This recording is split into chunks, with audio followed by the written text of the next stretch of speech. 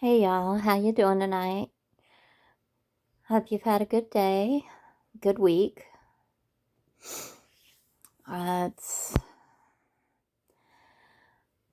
Tonight's the night where I pretty much conclude the story of my dad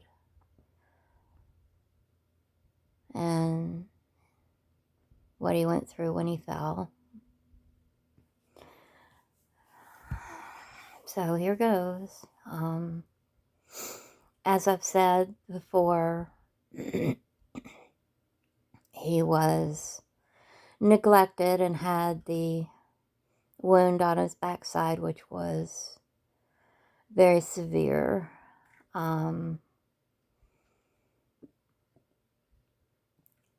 His physical therapy and everything was kind of on hold until it healed enough to where he could get back into it. So after everything, he made the decision to go ahead and come home, and we did that. I had everything set up. I was confident in my ability to take care of his needs and take care of him properly, along with the help of the home health nurses that were coming. At the time, it was 2 times a day. We were working on getting a third. Since we were back home, it was a little bit easier for me to work on my schoolwork, because by this time, the fall quarter had started in August as usual, so I was once again under a full load. Tim was working. He had gotten his pharmacy tech certificate and passed his boards, and he was working for the place that he interned at. But he was home somewhat to, at least give me a little bit of a break now and then if I needed it, which wasn't often. I mainly relied on the home health.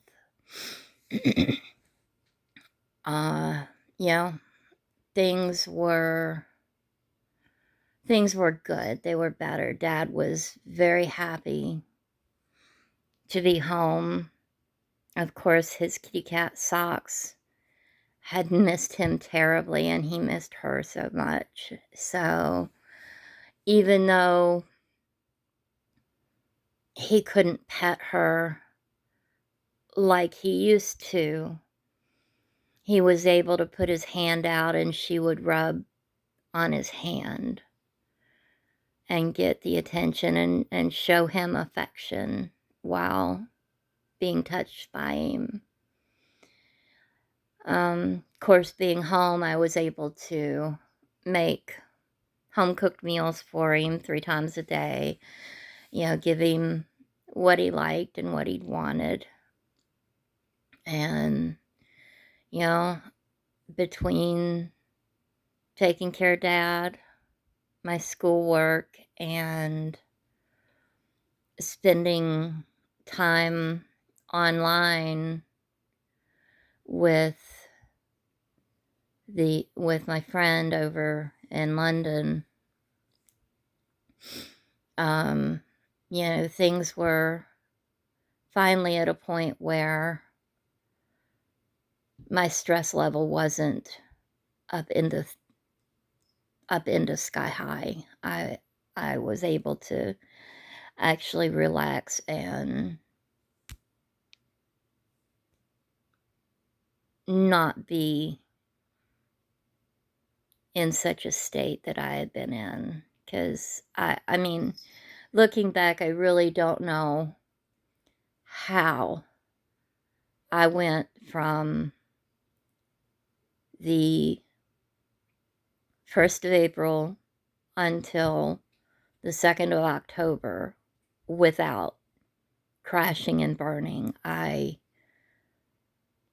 had so much on my plate, along with all my medical issues, my back, my Crohn's, my blood pressure issues. I mean, all of that. And yet, in that entire time, only once did I have to have my aunt take over being with Dad because I couldn't get out of bed. The rest of the time I was there. And I still to this day don't know how I did it. I just did it. So to be home and to have things going smoothly really was a relief. While we were working on getting the third home health nurse, it was the one I would need during the middle of the day. I had one coming in the morning and one in the evening. But I needed one to come during the day. So before we got that set up, I had a lot of schoolwork I needed to get done. So I asked my aunt to come down, his sister. And then when she got here, I told her that, I was going to be up at the other house for a couple hours getting my schoolwork done, that she would need to give him his lunch and his lunchtime meds through his feeding tubes. He could eat he could eat the regular food, but the meds went through the feeding tube. And I told her that's what she'd need to do. And she said basically that she wasn't qualified to do it, and if he needed it, then I should get it done before going, or do it or give it to him when I came back. That she wasn't a nurse and that wasn't something she was going to do for him. And Dad heard her saying all this, and he lost it. He told her to get the fuck out and never come back, basically. And for Dad to say that to his sister, he practically raised that woman. And first, for her to act that way was extremely selfish, but for Dad to react that way was incredibly hard on him because, they had always had a fairly decent relationship. I mean, we've always taken my aunt with a grain of salt. She's an acquired taste, I guess. But she did that, and Dad was fed up. And I don't blame him. It's not hard to put medication into a feeding tube. And it wasn't a whole lot to ask for her to take care of him while I took a break. So we worked a little bit harder to get home health coming in the 3 times a day. And, we were able to do that. Now, we were only home for 8 days. While we were here, they would take blood from Dad to check to see how thin his blood was, because he was on the blood thinners due to the blood clot in his arm, which that had cleared up, but they wanted to make sure he didn't get any others, so they kept him on the blood thinners. And they continually checked that to make sure everything was okay. We were making longer term plans for Dad. People had come to see him while he was home, and Dad was talking about having a sidewalk put from the road to the front door. That way it would be easier to get him in and out of the house by ambulance or by wheelchair when he needed to go. And I mean, we were making plans because he was getting better. His wound was starting to heal and he was getting stronger. So, the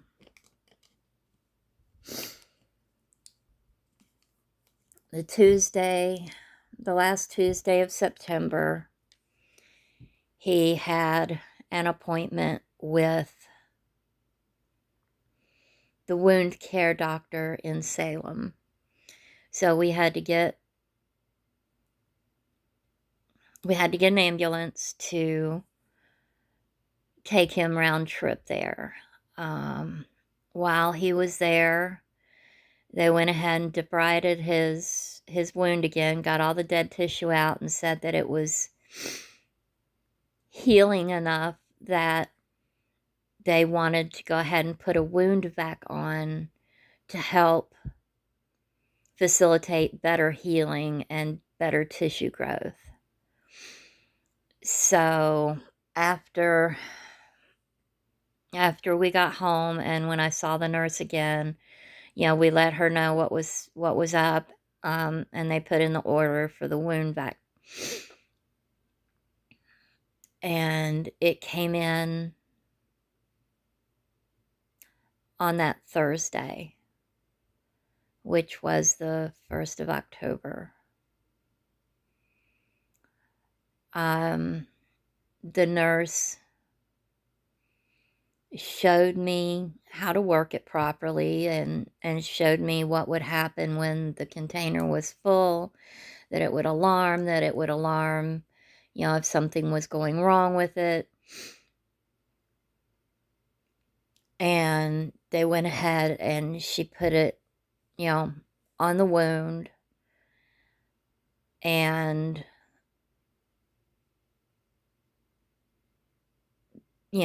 that was what was going on.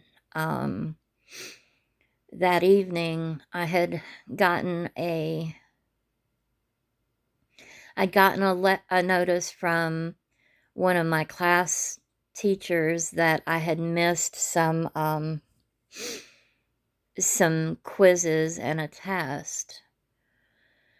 So that evening, after I made Dad his dinner and fed him, I, let him kind of chill while he was watching TV. It was Thursday night and wrestling was on. So he was watching that and I started doing my schoolwork. The wound vac had filled up one time after the nurse left, so I had already changed it out as I was supposed to. And, Dad was watching wrestling with socks beside him, and I was out in the living room doing my assignments for my class. So I'm working on all of that, and our normal thing was about 10 o'clock I would give him his bedtime meds, get him settled down, and then just, let him fall asleep while watching TV, which is what he always would do.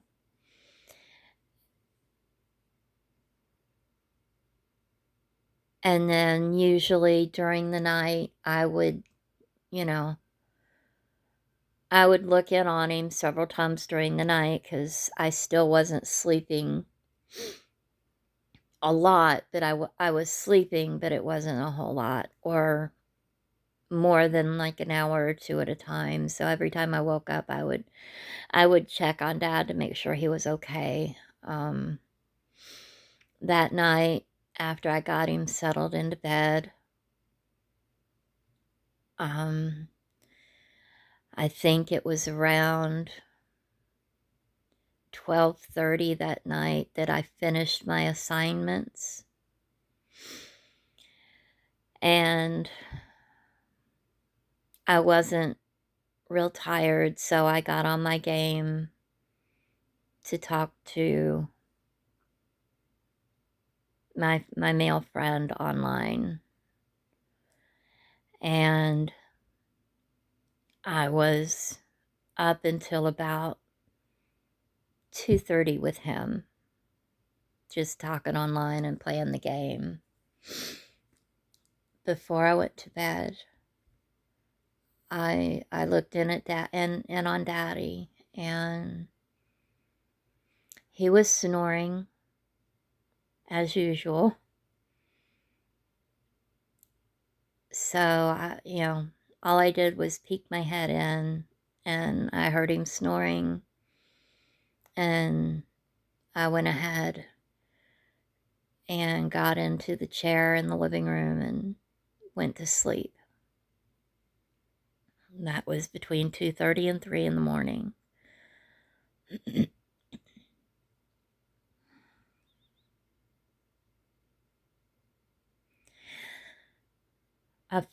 Right around 6 o'clock that morning of the 2nd, I woke up to a noise, and I thought it was his wound vac alarming because it was full. So I got up and I went in there.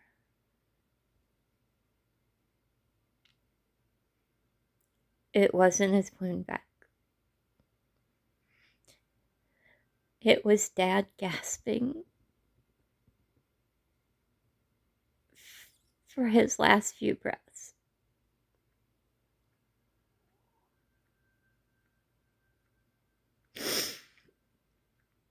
He had a DNR in order, but I couldn't find it at the time. Even though he had a DNR, when I found him gasping, I immediately started CPR. I couldn't help myself.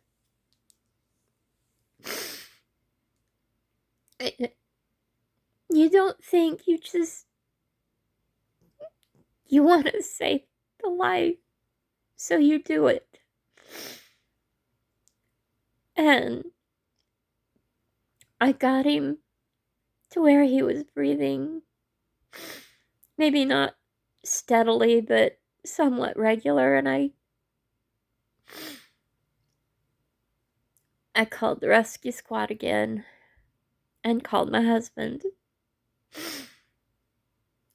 And we waited for the rescue squad, and I just was there with Daddy.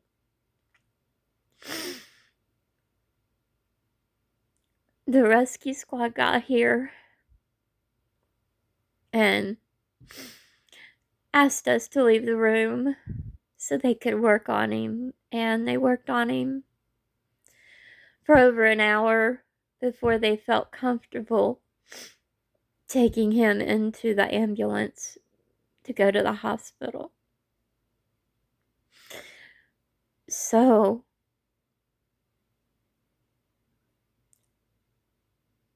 once Once they left, of course, we were following.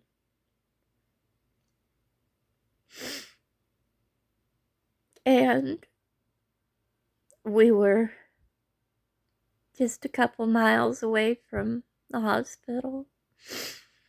And I looked at him and I said, Daddy was gone.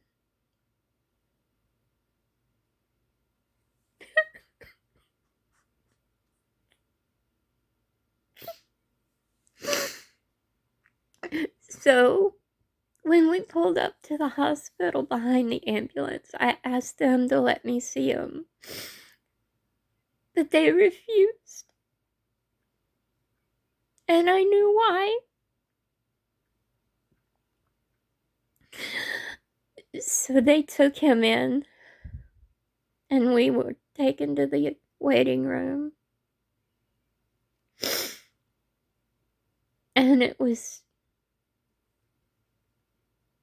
not long after that they took us back into a more private area. And the doctor sat us down. And I looked at the doctor. I said, he's gone, isn't he? And the doctor told me, yes, his heart had stopped beating.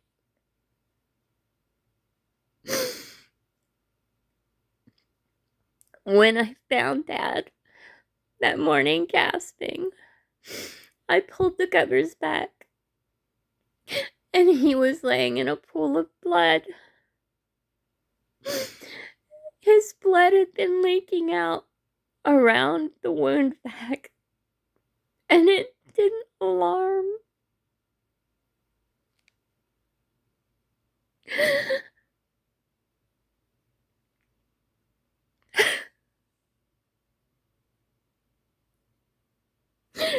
And he died due to his heart stopping from lack of blood.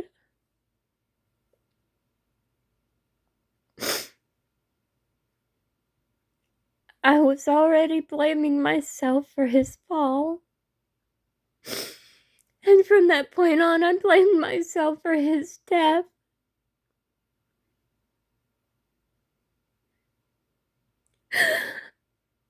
If I had checked on him better during the night, is what I kept telling myself. If I had only paid more attention, if I hadn't been so arrogant, if I hadn't been so interested in my own schoolwork and talking with a male friend, if I had only, and I have been carrying that burden for 7 years. And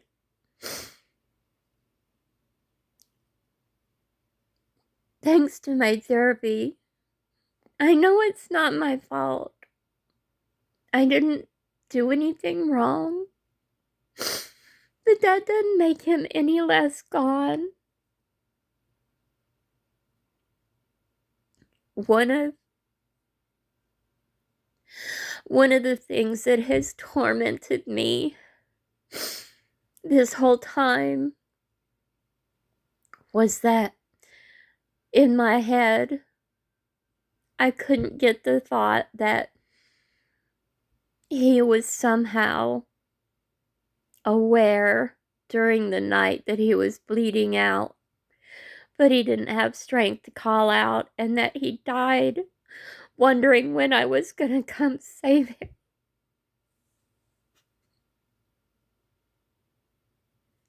That thought tortures me. Even to this day, and I know it's irrational. The doctors said he did not know what was happening. And I want to believe that. I so want to believe.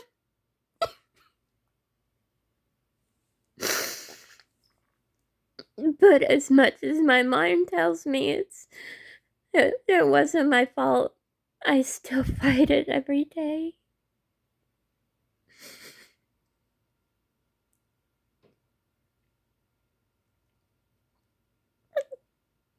To this day, I don't know why the wound vac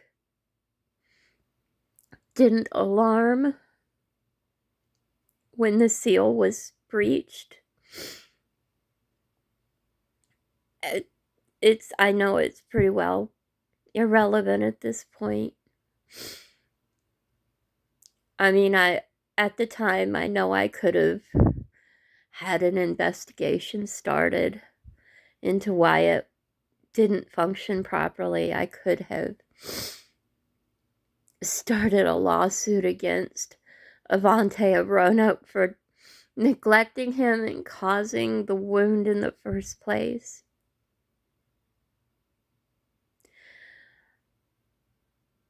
But none of it would have brought Daddy back. And to spend all that time verbalizing everything as frequently as I would have had to was not something I wanted to do. I was already reliving everything daily in my head, but having to speak it out loud for investigators and lawyers and everything else was not something I wanted to do. So I didn't.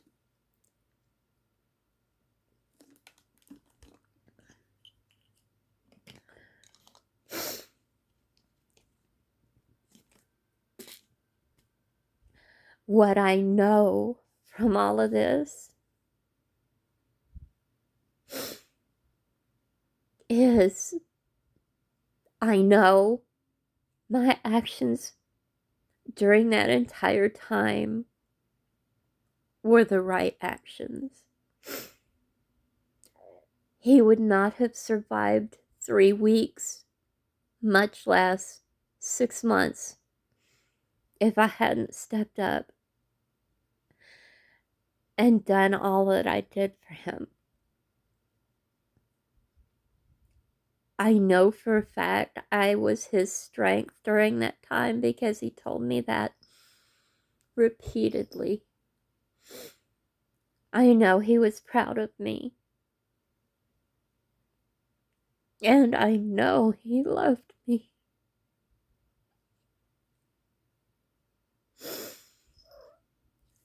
And I hate feeling like I failed him when he needed me most.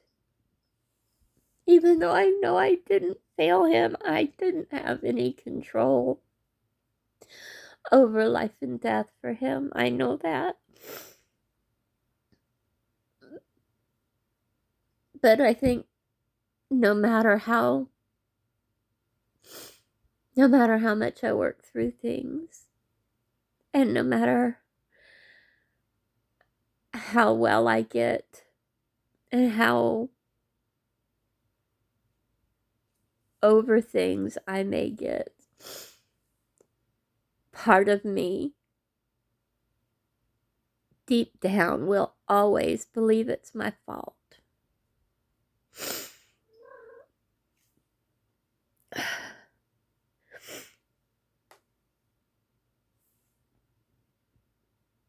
Even though I never had that kind of control. There's no guarantee, even if he had been in the hospital and this had happened, there's no guarantee he would have survived then either. But he was in my care. So therefore, the blame was mine in my mind. I miss him daily.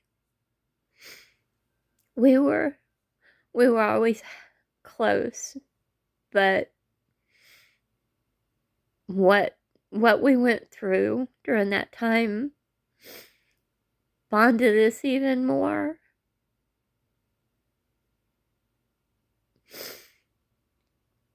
And when you lose that person that you've taken care of. Part of you dies too. And I know I'm not the only person that's been a caregiver that's lost their loved one. But I do know the other caregivers that have lost their loved ones feel the exact same way I do. We blame ourselves because we feel we should have done more.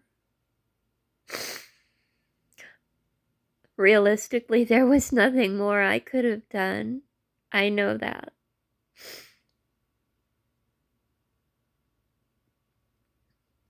I did more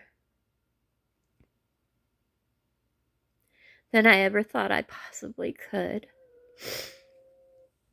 And I'd do it again 1,000 times.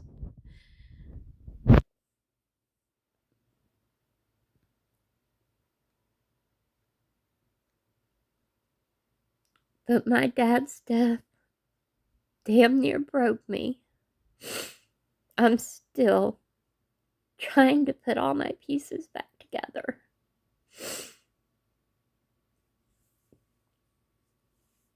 It ain't easy. It's a lot of hard work, but I'm battling through because I know my dad would want me to have a good life. And he would want me to have a happy life. He wouldn't want me living in guilt and self-loathing like I have been.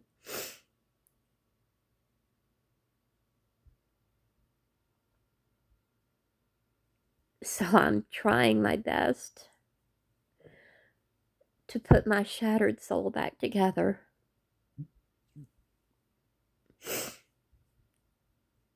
And pick up the pieces of my life and make it a good life.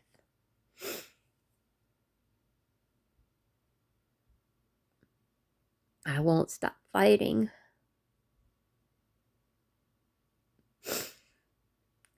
But I probably won't stop hurting either.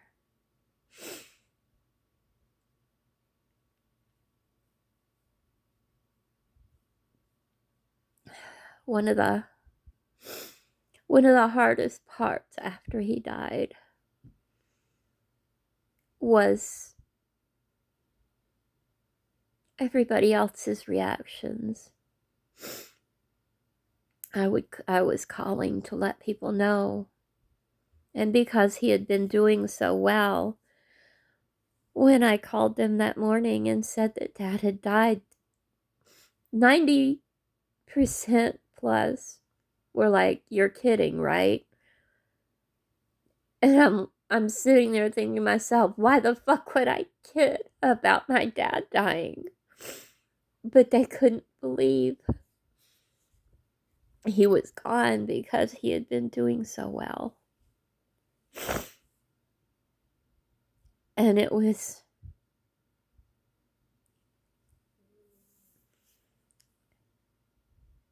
horrendous.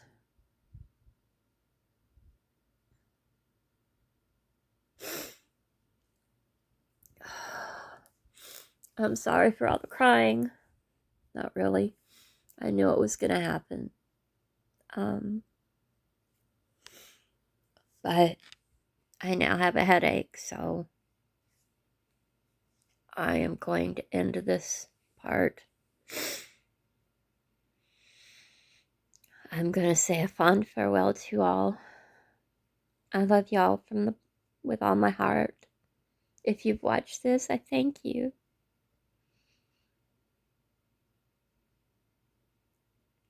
And I hope you all are blessed by the goddess with greatness. Good night, y'all. Bye.